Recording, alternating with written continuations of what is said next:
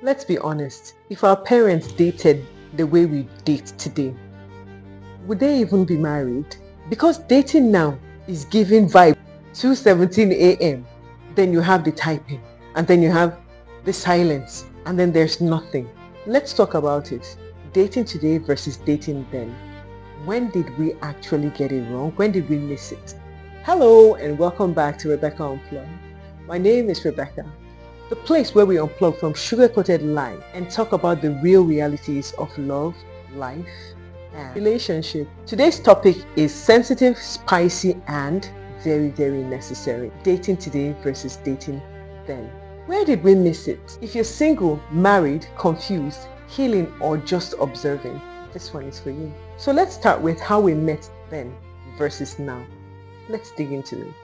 Back then, people met through neighbors, aunties, uncle, friends, church, school, versus today, where people meet by swiping left, swiping right, sliding into DMs, link up, and situationship loading.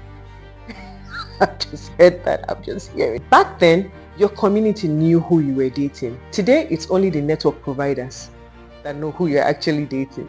So let's dig in a little deeper and look into courtship and casualness. Back then, dating was intentional.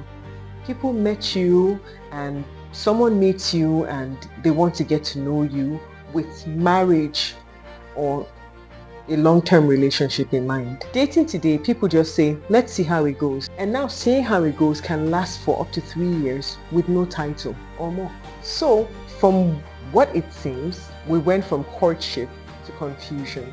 Back then, communication was face-to-face or letters. Today, most communications are just voice notes or texts. Back then, people waited for letters, waited for calls. They waited to see each other again. Now, we have voice notes, voice calls, and still misunderstanding. We communicate all the time now, but connect less. Today, social media has entered the chat. Back then, relationships were private. Today, relationships is content. Back then, love was proved with action.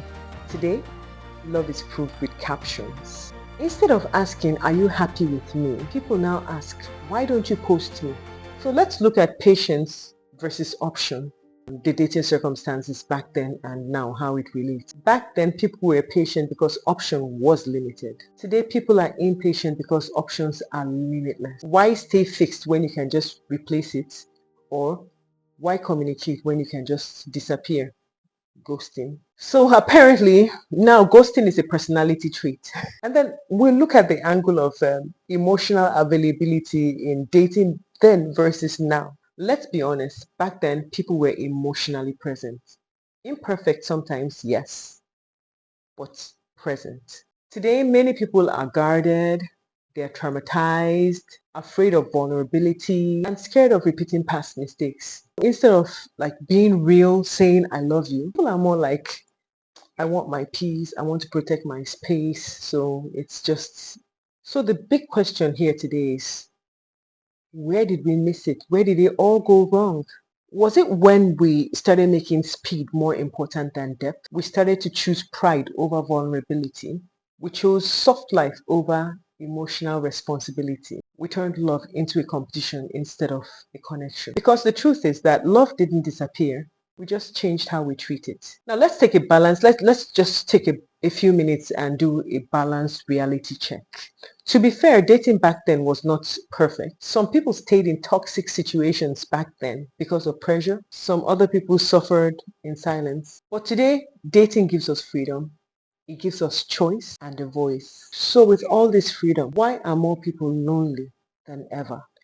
Maybe what we're really missing is not the old days, but the old values. Values like effort, patience, accountability, and emotional safety. Because deep down we all still want something. To be loved, to be chosen, to feel safe with someone. On a final note, let's settle this in the comments. Would you rather date in the then or in the now? And where do you think we missed it? Don't just watch. Talk to me. Like, share, and subscribe to Rebecca Unplugged if this conversation spoke to you. Until next time, stay wise, stay soft, and stay unplugged.